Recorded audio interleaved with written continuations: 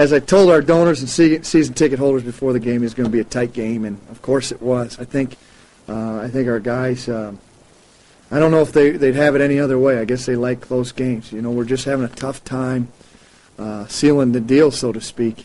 But you know what? Again, we got up in the first half, and we're down by as many as 5 in the second half. And, you know, Delvez comes off the bench and makes some really good plays there. I think he took us on a 7-point run by himself. He made some big-time plays. You know, you can't overlook Plackmeyer and Daniels and the job they've been doing these last 2 games and mainly all year. They just fight and fight and fight on the defensive end, and you know they're left exhausted after the game. I thought we got some really good play out of our bench. I thought Jeremy did a nice job. I thought Gaines did a nice job. And then Trey McCorkle, I thought was really I don't want to say really tough to guard down low. You know, we couldn't get him the ball enough, and then, you know, I felt like he got tired. He got his ankle injury, but I thought Trey McCorkle continues to improve and continues to strive to get better. His confidence is growing and growing, and I'm really excited for Trey because, as you know, Trey he looks down when he'd look down if he won $1 million. Trey would look like he was angry, but you know, you can kind of see a little gleam in his eye that he's gaining some confidence, and I'm happy for him because Trey wants to be good and he wants to help this team, and he has in the second half of this league play.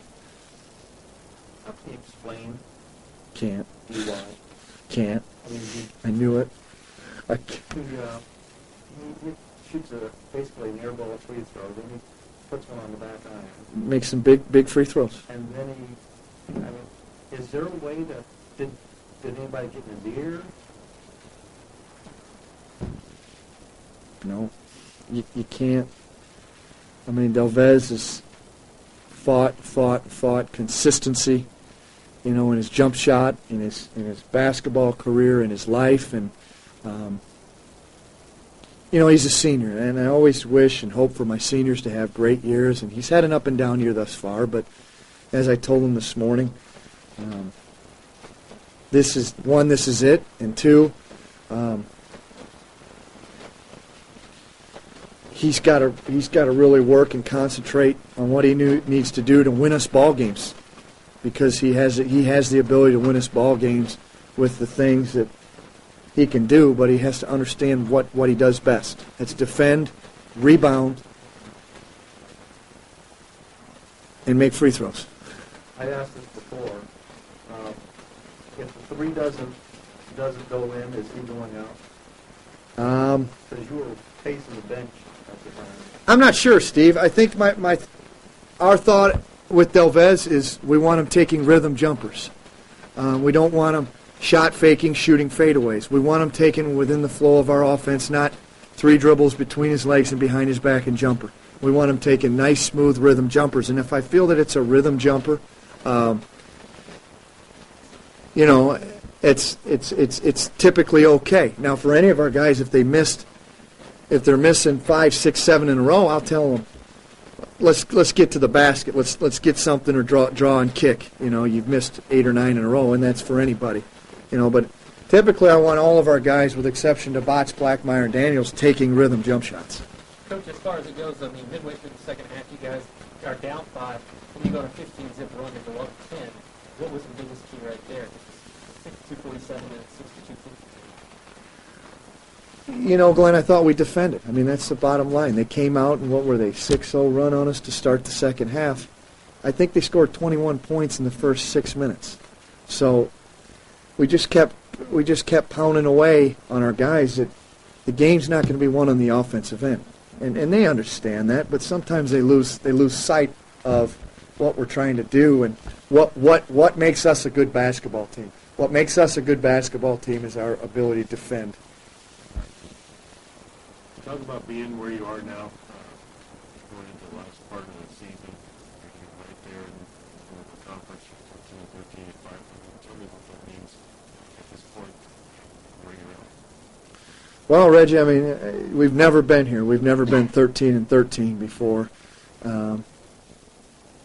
It's just hard to say, Reggie, because we're so close. We're playing like teams. We're playing teams that we have the ability to beat in South Dakota and SIU Edwardsville. We've had a tough time with Oakland, but we're going to deal with the ones at home. And we're going to deal with trying to get to 14 and then to 15. But what it means to the program, it's about what IUPUI meant. It's a great position to be in, but it means nothing, if we come out and don't compete. I felt, we won the game, but I still felt like we were a different team in terms of enthusiasm and energy than we were at Southern Utah. And, you can bet I'll be looking through the motivational speeches through motivational speeches on the internet to try to get these guys fired up. But ultimately, Reggie, it's on them, man. I mean, they've got to make the decision that this is what they want. We've worked all year as a staff to get them, doing what they're supposed to do, getting some organization, getting them organized on the floor, and it's their decision to come out and get the job done from here on out. I mean, we're going to continue to make adjustments and try to make our team better, but at this point, everybody's tired. There's most of your offense is in, most of your defensive assignments are in. It's time to let them go and let them put them in cruise control and let them go out and fight. Coach, yesterday in practice you said you've been playing well the past 2 weeks, but haven't been able to finish in some of those games that you were always in. Do you feel better about the way that you guys finished today? Obviously I feel good about the last minute 50 or so.